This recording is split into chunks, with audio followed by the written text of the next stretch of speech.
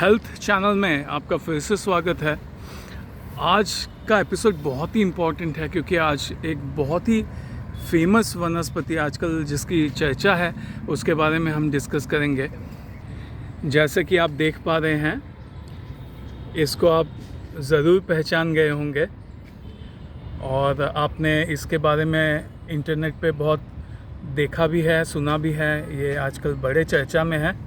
अगर आपने इसे पहचाना है तो कमेंट करके ज़रूर बताएं। तुरंत कमेंट करें, देखते हैं आपने इसको सही पहचाना है या नहीं। ख़ास करके मैं बताऊं, ये और पौरुषत्व, उसकी ताकत बढ़ाने के लिए ये ख़ास करके जानी जाती है। लेकिन इसके अलावा इसके बहुत ज़्यादा फ़ायदे हैं और ये एक वर्सेटाइल वनस्पति है। आपने पहचान ही लिया होगा, ये महान वनस्पति अतिबला है जिसकी हम बात कर रहे हैं।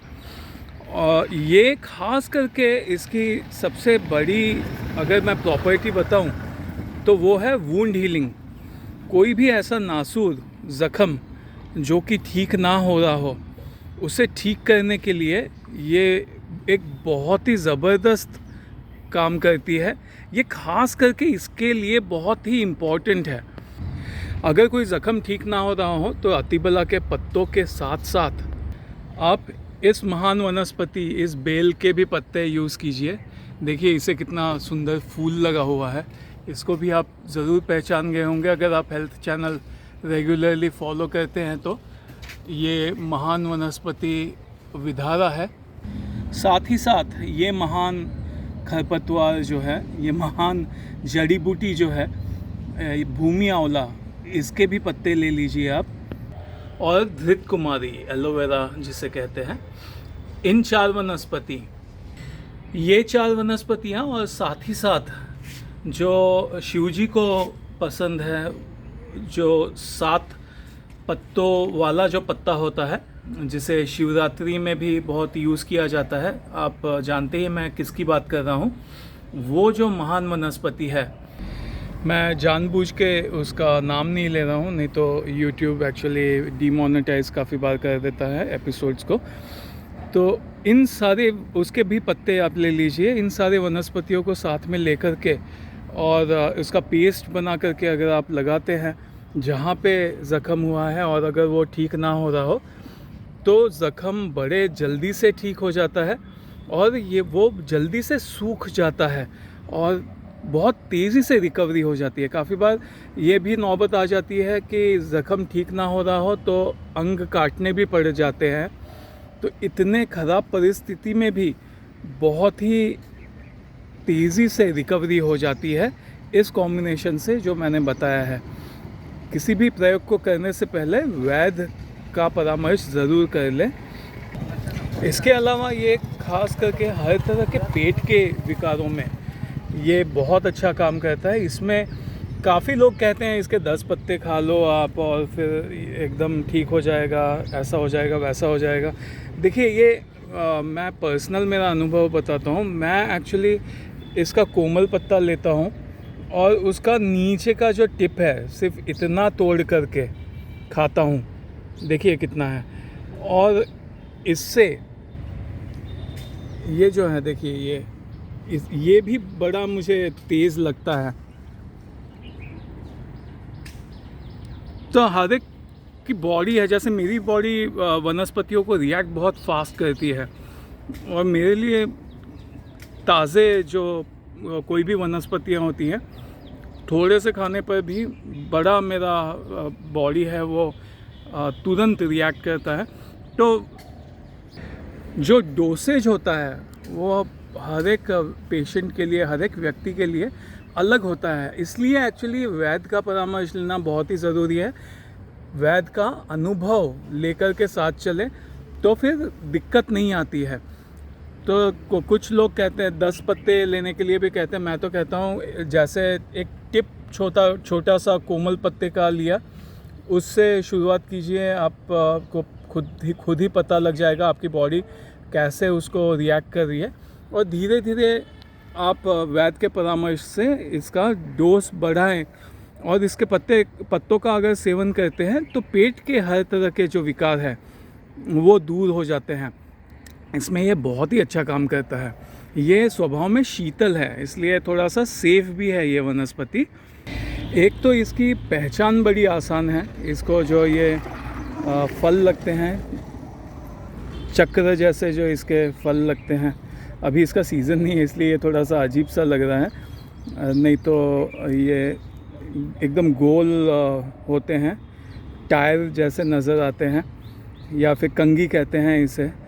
तो इसके बीज, खास करके इसमें से बीज निकलते हैं, छोटे छोटे पत्थर जैसे, एकदम बारीक पत्थर होते हैं वैसे बीज निकलते हैं। उनको लेकर के उनका अगर सेवन करते हैं तो ये बड़े शक्तिवर्धक है। लेकिन इसमें भी मैं अपना अनुभव आपको शेयर करता हूँ।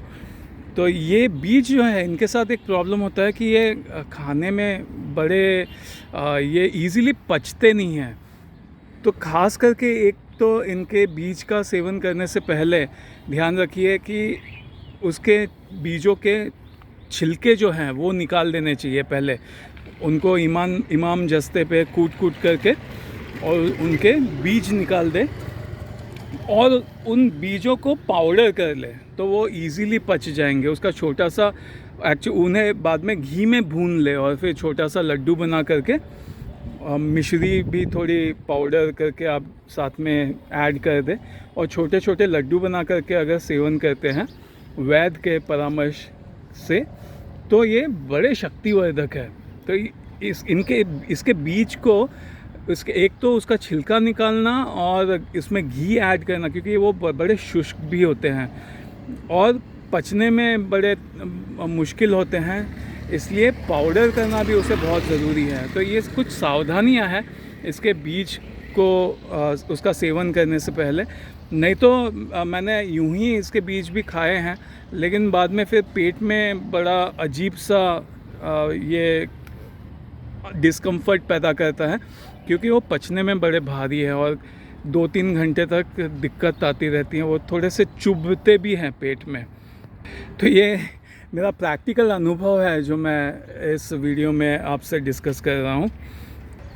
और जैसे मैंने बताया कि ये वनस्पति बहुत ही वर्सेटाइल है, तो ये लीवर के लिए भी ये हेपेटो प्रोटेक्टिव है, यानी कि लीवर के विकारों में भी ये भृंगराज के साथ अगर इसका सेवन करते हैं, या भूमि आंवला, शायोनाग या पीपल के पत्ते भी, बहुत कम लोगों को पता है कि पीपल के पत्ते हैं, पारिजात के पत्ते हैं, ये भी लीवर की समस्याओं में बड़े ये लाभ करते हैं। वैसे भूमि आंवला, मकॉय, पुनर्नवा, ये भूमि आंवला ये सब हम जानते ही हैं, लेकिन शायोनाग, इन सारी वनस्पतियों के साथ बबूल भी इनफैक्ट लीवर को प्रोटेक्ट करता है, उसको फ़ायदा पहुंचाता है।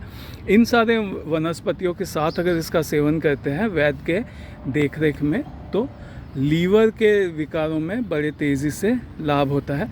और ख़ास करके डायबिटीज़ के मरीज़ भी अगर इसका सेवन करते हैं वैद्य के परामर्श से, तो ये इंसुलिन को बॉडी में जनरेट करने में ये मदद बढ़ाता है और उससे भी डायबिटीज़ के मरीज़ों को बड़ा फ़ायदा होता है।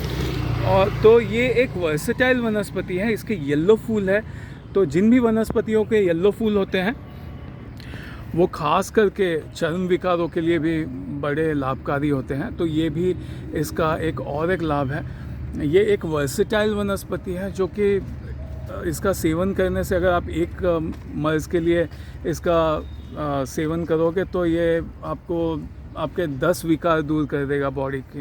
ये इस तरह की एक महान वनस्पति है। तो मेरा अनुभव और मेरी जानकारी मैंने इस वनस्पति के बारे में शेयर की।